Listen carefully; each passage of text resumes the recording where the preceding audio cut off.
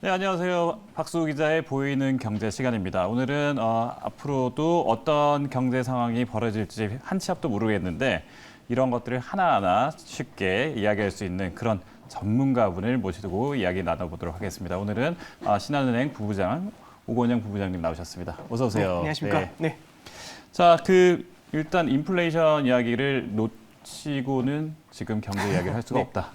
그리고 지금 계속 증시도 혼란기에 와 있고, 그리고 또 뉴욕 증시 어제 또 굉장히 많이 흔들렸습니다. 그래서 이런 걸 놓고 보면 이게 인플레이션 때문인가? 그러니까 앞으로 이제 물가 상승이 계속 되기 때문에 이걸 이제 금리가 그러면 인상을 시켜가지고 네. 뭐 앞으로 그러면 점차적으로 경기를 좀 완화시키는, 그러니까 좀 뭐랄까 긴장도를 좀 낮추는 이런 시대를 앞으로 꿈꿔야 되냐, 이런 것 때문에 지금 말이 많은데 어떠세요? 지금 이 물가 상승률 최고치 찍고 있는데 네. 어떻게 봐야 됩니까?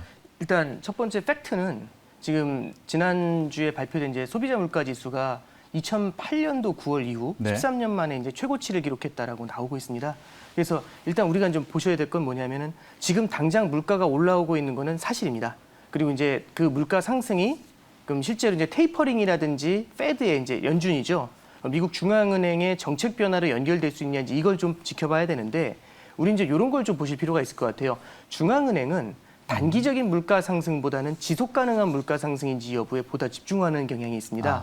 그러니까 우리가 이제 지금 얘기하는 것 중에서 인플레이션이 왔다라는 것에 대해서는 팩트지만 이게 그 앞에 지속 가능한 인플레이션인지 여부에 대해서는 우리가 조금 좀 고민할 필요가 있고 거기에 중앙은행은 반응한다. 이렇게 먼저 말씀드릴 수 있을 것 같습니다. 그런데 그럼에도 불구하고 단기적이다 이런 이야기를 좀 뭐 편하게 이야기할 수 있겠지만 그래도 인플레가 지금 나타나는 수준이라든지 아니면 또 원자재까지 같이 움직이는 이런 것 때문에 지금 뉴욕에서는 맥도날드에 있는 종업원을 구하기가 힘들어서 네. 그래서 막 지금 뭐 최저 시급보다 더 많이 주겠다고 하더라도 사람 못 구한다고 난리잖아요. 네, 그렇습니다. 이거는 그러면 이제 인플레이션이 어쨌든 나타나는 현상인 건 맞아요.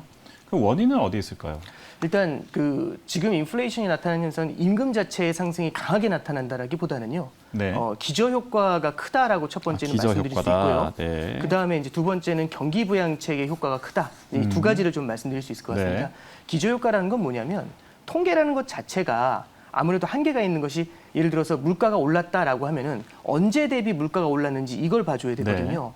그럼 작년 이맘때 대비 물가가 올랐다는지 이렇게 측정을 해야 됩니다. 네. 그럼 지금이 이제 21년도 5월이니까 물가를 측정하려면은 작년도 20년도 4월, 5월 대비해서 1년 후인 지금의 물가가 얼마나 올랐는가 이걸 측정해 봐야 되거든요. 그렇죠. 최악이겠죠. 그렇습니다. 네, 그럼 20년도 4월, 5월 정도 되면은 그때 당시 국제 유가가 이제 저도 처음 본 건데 마이너스까지 내려갔었던. 예, 물론 이제 실물 경제에서 그렇게 되지는 않았지만 네. 그럼 그때와 비교했었을 때 에너지 가격이라든지 수입 물가라든지 이런 것들은요 분명히 큰 폭으로 상승한 건 맞습니다.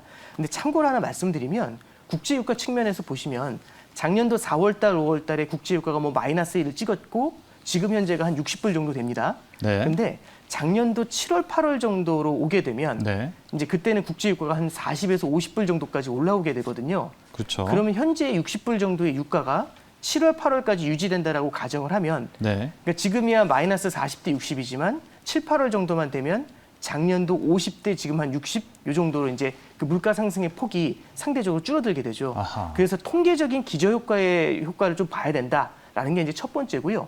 두 번째는 세 가지 측면을 좀 간단하게 말씀드리면 첫 번째는 이제 그 정부의 그 경기 부양책이 굉장히 강하게 나오고 있다. 그렇습니다. 이렇게 볼 수가 네. 있습니다. 그리고 이제 두 번째는 이제 보복 소비라는 얘기가 나오고 있죠. 백신이 나온 이후에 지난 2월, 3월에 걸쳐 가지고 미국에서는 굉장히 강력한 보복 소비가 나타났다. 이렇게 말씀드릴 수 있고요. 세 번째는 공급 사이드에서의 스퀴즈. 이제 방금 전에 이제 그 네. 맥도날드에서 사람 구하는 것에 대해서도 말씀드렸는데 결국에는 수요가 크게 주저앉을 줄 알고 공급 자체를 확 줄였다가 수요가 갑자기 탁 튀어 올라오는 거죠. 수요는 결국엔 경기 부양책으로 그러니까 수표를 쥐어주니까 이걸 가지고 사람들은 소비를 합니다. 네. 그러니까 받는 순간 소비를 할 수 있는데 공급 사이드에서는 공급을 갖다 멈춰놨다가 수요가 올라온다고 바로 다음날 대응할 수 있거나 그렇게 되진 않죠. 시차를 두고 올라옵니다. 그렇죠. 수요가 빠르게 뛰는데 공급이 올라오는 속도가 느리면 당연히 그 공급 사이드에서의 문제가 생기니까 이런 물가 상승을 만들어낼 수 있죠. 그래서 기저효과하고 이 경기부양책 자체가 굉장히 단기적으로 강하게 들어갔던 네. 면들 이런 것들이 이제 일시적인 물가 상승을 만들어낸다. 이제 그렇게 해석할 수 있습니다. 네, 저희 그 뉴욕 특파원도 저희한테 이제 보내오는 소식을 들어보면 네. 그 맥도날드에 있는 그 종업원들을 구하기 힘들다 이런 이야기가 왜 나오는지 봤더니 미국에서 이제 그 정부가 주는 지원금이 네. 노는 게 더 네. 사실은 돈 이득이다. 네. 그렇기 때문에 이제 사람들이 안 나온다 이런 이야기를 또 하고 있긴 하더라고요. 근데 네. 그게 천년만년 뭐 기본소득 이렇게 정부가 줄 수는 없는 거 아니겠습니까? 네, 그렇습니다. 네. 그 서머스 의장이라는 분이 있어요. 네. 서머스 재무장관이라고요. 예전에 이제 재무장관 예, 하셨던 분이 옛날, 있는데 네. 그분이 이제 정책 조언을 하나 해준 게 있습니다. 네. 그러니까 결국에는 지금의 이런 현상들이 계속 이어지는 것을 막기 위해서는 첫 번째는 이제 페드라든지 이제 미국 재정부에서 추가적인 그 실업급여를 연장하는 거 네. 현재 9월로 돼 있죠. 네. 그 기대를 일단은 차단은 시켜줘야지 아. 사람들이 일자리를 찾기 시작할 것이다. 이제 이런 얘기까지 하고 있죠. 그리고 이제 아시는 것처럼 20여 개 주에서는 지금 이제 실업급여를 추가적으로 주는 네. 것에 대해서는 이제 중단하는 것에 대한 고민을 하고 있습니다. 이런 점들을 봤었을 때는 일자리로 이제 돌아가는 부분들은 분명히 이제 향후에는 나타나게 되지 않을까 이제 그렇게는 생각을 하고 있습니다. 자, 그러면 이제 아까 이야기했던 그 유가 이야기를 조금 이어서 네. 해보도록 하겠습니다. 유가라는 게 결과적으로 이제 원자재 아니겠습니까? 네, 그렇습니다. 그리고 원자재고 최근에 이제 반도체, 배터리 이런 것들을 이야기하다 보면 구리, 네. 또 리튬 이런 것들은 이제 없어서 뭐 못한다. 뭐 그리고 그 덕에 이제 지금 포스코와 철강 이런 쪽까지 다 지금 난리가 났고 네. 또 조선이 된다고 하니까 철강 쪽은 뭐 지금 막 철강석 구하기가 또 하늘의 별 따기다 이런 식으로 이야기를 하고 있는데 원자재 그러면 이 원자재가 이제 슈퍼 사이클이라고 해서 한번 이렇게 크게 떨어졌다가 또 한번 구조적으로 굉장히 크게 올라가는 이 시점인데 지금이 그러면 슈퍼 사이클의 초입이냐를 네. 놓고 많은 분들이 또 지금 궁금해하십니다. 네. 어떻게 보시나요? 굉장히 이제 어려운 질문을 주신 건데요. 네네. 이렇게 좀 생각을 해야 될 것 같아요. 그러니까 원자재 가격이 과거에 오른 적이 이제 가장 최근에 한 네. 20년 정도로만 보면은 08년도하고 11년도가 있습니다. 그렇습니다. 네. 제가 이제 앞에 미국의 소비자 물가가 08년도 9월 이후 최고치라고 말씀드렸는데 네. 대표적인 케이스가 이제 08년도 9월 달 그때가 이제 2008년. 예, 그렇습니다. 그때 이제 국제유가가 배럴당 145달러까지 올라갔고요. 네. 그다음에 이제 두 번째가 2011년도 상반기입니다. 네. 그때 2011년도 1분기에 아랍의 봄이라는 사건이 있었고요. 네. 중동 지역에서 결국엔 분쟁이 생겨나면서 네. 그때 당시 뭐 이제 카다피르라든지 이제 그렇죠. 무바라크 같은 분들이 이제 물러나게 되면서 그때 당시 중동 지역부터 시작해서 유가가 뛰고 전체적인 원자재 가격이 다 폭등을 하는 일이 벌어졌었죠. 그렇죠. 그래서 최근에 보면은 철광석이 2011년도 이후 최고치다. 맞습니다. 구리 가격이 네. 2011년도 2월 이후 최고치다. 이제 이런 얘기들이 많이 나옵니다. 그럼 그때 당시를 한번 잠깐 회상을 해보면 2008년도 8, 9월 달이나 2011년도 상반기나 워낙에 원자재 가격이 높았기 때문에 원자재 가격이 떨어지지 않을 것이다. 인플레이션이 찾아왔다. 이제 이런 생각들을 굉장히 많이 네. 했었어요. 근데 문제가 하나 있었습니다. 문제는 뭐냐면 결국엔 물가가 뛰더라도 결국엔 철광석 같은 원자재 가격이 오르더라도 이 원자재를 받쳐줄 수 있는 튼실한 수요가 존재해야 되는데 그렇죠. 그 수요라는 거는 실물 경제가 올라와주는 수요를 말합니다. 아. 원자재 가격이 계속 올라갈 거라고 하면 투기적인 수요가 붙으면서 일종의 가수요가 붙으면서 원자재 가격을 더 밀어올리는 문제가 생기거든요. 근데 원자재 가격이 너무 올라가게 되면은 그때도 비슷했던 것 같아요. 실물 경제를 짓누르는 일이 생깁니다. 아. 실물 경제를 짓누르게 되면은 밑에서 수요가 굉장히 위축이 되겠죠. 그럼 원자재 가격이 하늘에 떠 있는데 실물 경제가 이제 사라지게 되면 수요가 싹 사라지니까 원자재 가격이 급락을 해버리는 이제 그런 문제가 생겼던 겁니다.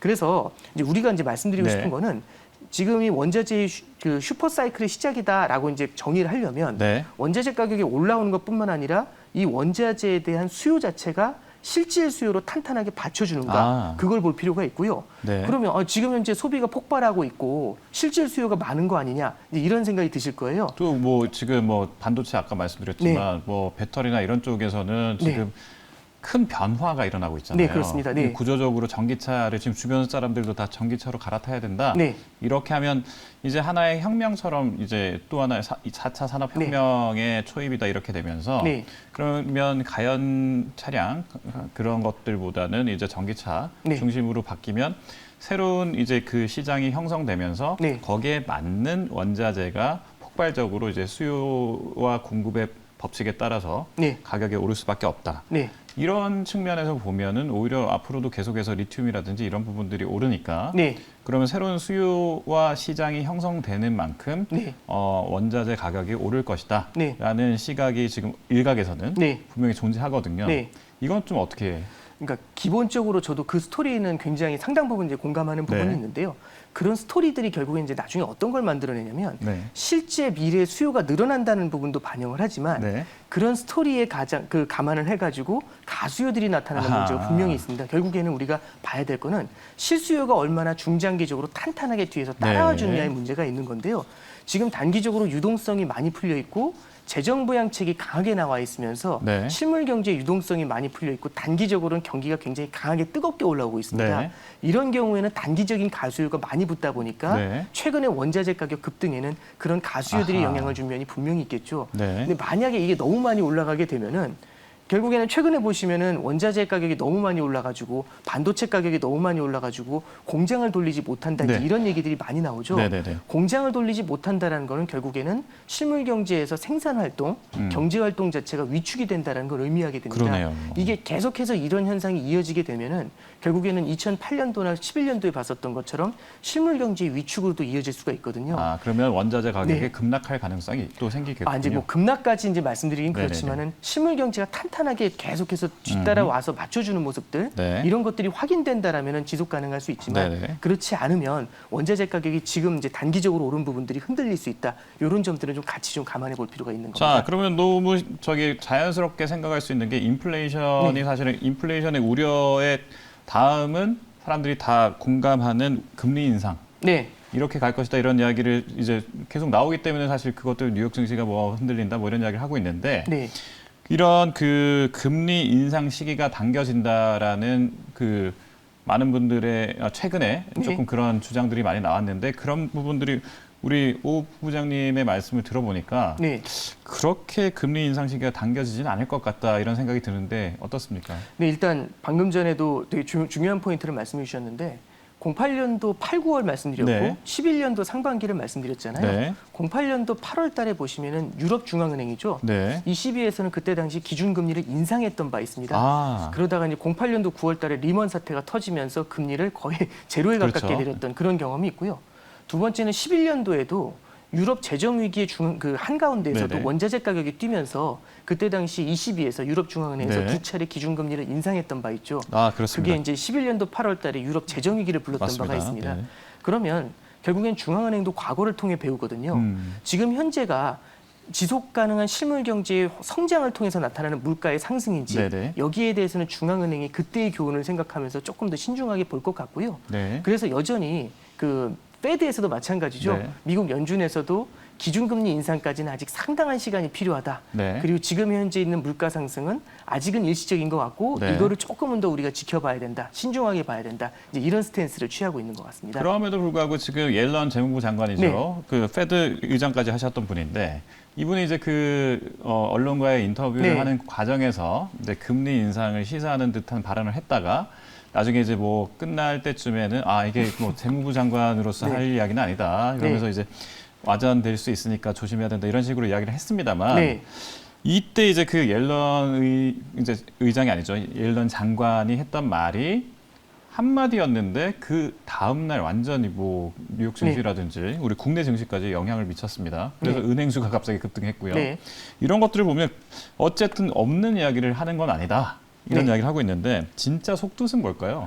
이게 그 중앙은행에서 그런 행동들을 할 때가 있어요. 뭐냐면은 실제로 기준금리를 인상하거나 이게 실제 쉽지 않을 때는 실물 경제라든지 금융시장에 이제 그 구두로서 개입을 하는 경우들이 의외로 좀 있습니다. 네. 만약에 이제 저도 이제 그때 당시 뉴스를 보고 좀 깜짝 놀랐는데 네. 이 순서라는 게 있거든요. 출구 전략에도. 그렇죠. 첫 번째는 테이퍼링, 요즘 얘기가 나오고 있는 이 네. 테이퍼링을 하고 난 다음에 네. 그런 다음에 기준금리 인상을 얘기해야 되는데 네. 만약에 옐런 재무장관이 테이퍼링을 고민할 수 있다라고 했었으면은 저도 좀 많이 놀랐을 것 같아요. 네. 근데 금리 인상이라는 건 테이퍼링 이후에 굉장히 오랜 시간이 지난 이후에 나와야 되는 얘기를 너무 빨리 얘기한 거죠. 네. 그래서 이게 당장 무언가를 액션을 하겠다 이런 얘기들보다는 재무부라든지 아니면 중앙은행이라든지 이제 시장에서 걱정하는 것 중에 하나가 재무부나 중앙은행이나 너무 인플레이션에 대해서 아무 걱정 없는 거 아니냐 이제 이런 이제 비판들을 하고 있는데 네. 여기에 대해서 아니다. 네. 우리 이런 것들도 고민하고 있고 구두로도 어느 정도는 개입을 해준다. 이제 이런 모습들을 보여주는 일종의 엄포 같은 게 아니었을까 이제 그렇게 해석을 하고 있습니다. 자, 그럼 마지막으로 그 다음 주 5월이죠. 그 네. 금통위가 열리게 되는데 네. 우리 금통위에서는 그러면 이제 먼저 미국도 지금 올리지 않았는데 우리가 먼저 서둘러서 지금 금리 인상을 하는 것이 맞느냐 이런 이야기가 나오고 있기 때문에 당연히 일단은 기준금리를 바로 올릴 수는 없겠죠. 어떻습니까? 우리나라도 마찬가지로 최근에도 보면은 그 이주열 총재께서도 하는 얘기 중에 이제 불확실성이라는 부분은 여전히 언급이 좀 되고 있습니다. 그리고 코로나라는 것 자체 때문에 기준금리를 인하를 했었는데 지금 코로나 사태가 아직까지는 네. 분명하게 나타나진 않았죠. 이게 여전히 불확실성은 만들고 있는 상황입니다. 네. 물론 물가가 올라오고 자산 가격의 상승 때문에 부담이 되는 건 있지만 여전히 불확실성이 남아있기 때문에 마찬가지로 한국은행도 신중한 행보를 아직까지는 이어가야 되지 않을까 네. 그렇게 생각을 합니다. 쉽지 않을 것이다. 네. 네, 오늘은 어쨌든 거시경제 미국과 한국 이런 다양한 인플레이션 이슈 다양하게 짚어봤습니다. 오늘 나오신 우리 오건영 부부장님 감사합니다. 감사합니다.